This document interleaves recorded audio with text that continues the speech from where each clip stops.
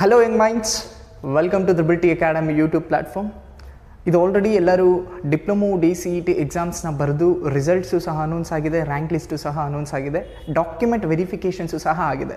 ಆದರೆ ಕೆಲವ್ರು ಮಾತ್ರ ಡಾಕ್ಯುಮೆಂಟ್ ವೆರಿಫಿಕೇಷನ್ಸ್ಗೆ ಹಾಜರಾಗಲಿಕ್ಕಾಗಲಿಲ್ಲ.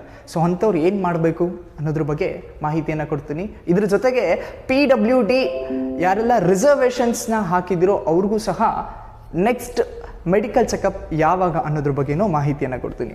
ಮೊದಲನೇದಾಗಿ KE ವೆಬ್ಸೈಟ್ಗೆ ಹೋಗಿದ ತಕ್ಷಣ ನೀವು ಕರ್ನಾಟಕ ಡಿಪ್ಲೊಮೊ DCET 2022 ಈ ಒಂದು ಪರ್ಟಿಕ್ಯುಲರ್ ಲಿಂಕ್ ಮೇಲೆ ಕ್ಲಿಕ್ ಮಾಡಿದ್ರೆ ನಿಮಗೆ ವೇರಿಯಸ್ ನೋಟಿಫಿಕೇಷನ್ಸ್ ಬರುತ್ತೆ. ಮೊದಲನೇದಾಗಿ ಡಾಕ್ಯುಮೆಂಟ್ ವೆರಿಫಿಕೇಷನ್ ಸ್ಕೆಡ್ಯೂಲ್ ಎಕ್ಸ್ಟೆಂಡೆಡ್, ಈ ಒಂದು ಡಾಕ್ಯುಮೆಂಟ್ ವೆರಿಫಿಕೇಷನ್ ಸ್ಕೆಡ್ಯೂಲ್ ಎಕ್ಸ್ಟೆಂಡೆಡ್ ಬಗ್ಗೆ ನಿಮಗೆ ಹೇಳ್ತೀನಿ.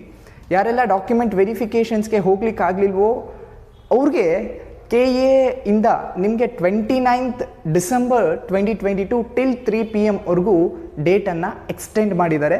ಸೊ ಹಾಗಾಗಿ ಯಾರೆಲ್ಲ ಈ ಒಂದು ಡಾಕ್ಯುಮೆಂಟ್ ವೆರಿಫಿಕೇಷನ್ಸ್ಗೆ ಹೋಗ್ಲಿಕ್ಕೆ ಆಗಿಲ್ವೋ ಅವರು 29th ಟಿಲ್ 3 PM ಈ ಟೈಮಿಂಗ್ ಒಳಗಡೆ ನೀವು ಡಾಕ್ಯುಮೆಂಟ್ ವೆರಿಫಿಕೇಷನ್ಸ್ನ ಮಾಡ್ಬೋದು. ಜೊತೆಗೆ already notified 8 helpline centres. So in Bangalore office or in any of the already notified 8 helpline centres. So all over Karnataka 8 helpline centres ಎಲ್ಲೆಲ್ಲಿ ನೋಟಿಫೈ ಆಗಿದೆಯೋ ಸೊ ಅಲ್ಲಿ ನೀವು ಡಾಕ್ಯುಮೆಂಟ್ ವೆರಿಫಿಕೇಷನ್ಸ್ನ ಮಾಡ್ಕೊಬೋದು. ಇದು ಮೊದಲನೇದಾಗಿ.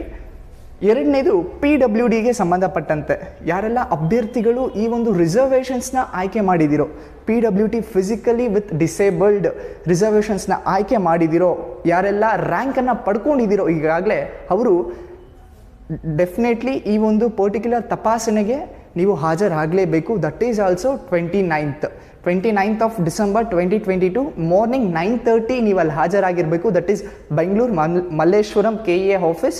10 o'clockಗೆ ನಿಮಗೆ ಮೆಡಿಕಲ್ ತಪಾಸಣೆಯನ್ನು ಶುರು ಮಾಡ್ತಾರೆ.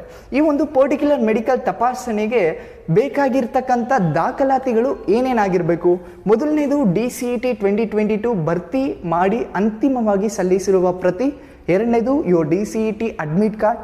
ಮೂರನೇದು ಎನಿ ವೋಟರ್ ID ಅಥವಾ Aadhaar card, PAN card, your passport or driving licence, ಈ ಒಂದು ಡಾಕ್ಯುಮೆಂಟನ್ನು ಸಬ್ಮಿಟ್ ಮಾಡಬೇಕಾಗುತ್ತೆ.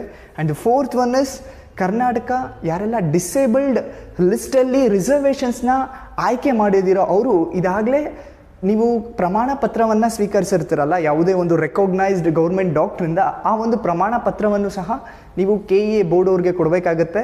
ಯಾರೆಲ್ಲ ಇಯರಿಂಗ್ ಪ್ರಾಬ್ಲಮ್ಸ್, ಕಿವುಡುತನದ ಸಮಸ್ಯೆಯಿಂದ ಬಳಲುತ್ತಿರುವ ವಿದ್ಯಾರ್ಥಿಗಳು ಕಡ್ಡಾಯವಾಗಿ ಅಖಿಲ ಭಾರತ ವಾಕ್ ಮತ್ತು ಶ್ರವಣ ಸಂಸ್ಥೆ, ಸೊ ಅಖಿಲ ಭಾರತ ವಾಕ್ ಮತ್ತು ಶ್ರವಣ ಸಂಸ್ಥೆ ಮೈಸೂರು ಆಗಿರ್ಬೋದು, ನಿಮಾನ್ಸ್, ಬೆಂಗಳೂರು ಮಣಿಪಾಲ್ ಆಸ್ಪತ್ರೆ, ಸರ್ಕಾರಿ ವಾಕ್ ಮತ್ತು ಶ್ರವಣ ಸಂಸ್ಥೆ, ಸೊ ಇದರಿಂದ ಪಡ್ಕೊಂಡಿರೋ ಸರ್ಟಿಫಿಕೇಟ್ಸ್ನ ಕಂಪಲ್ಸರಿಯಾಗಿ ನೀವು ಹಿಯರಿಂಗ್ ಪ್ರಾಬ್ಲಮ್ ಇರೋರು ಸಬ್ಮಿಟ್ ಮಾಡಲೇಬೇಕು.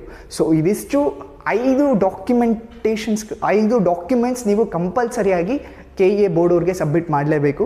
ಸೊ ಇದನ್ನು ಸಹ 10 o'clock 29th ಆಫ್ ಡಿಸೆಂಬರ್ 2022ಗೆ ನಿಮ್ಮ ಮೆಡಿಕಲ್ ಚೆಕಪ್ ನಡೆಯುತ್ತೆ. ಸೊ ಇದಿಷ್ಟು KA DCET document verifications date ಎಕ್ಸ್ಟೆಂಡೆಡ್ನ ಸಂಬಂಧ ಕುರಿತಂತೆ, ಹಾಗೆ PWDಗೆ ಸಂಬಂಧ ಕುರಿತಾದಂತೆ. ಇದೇ ರೀತಿ ಮತ್ತಷ್ಟು ಮಾಹಿತಿಗೋಸ್ಕರ stay tune. Thank you. Have a good day.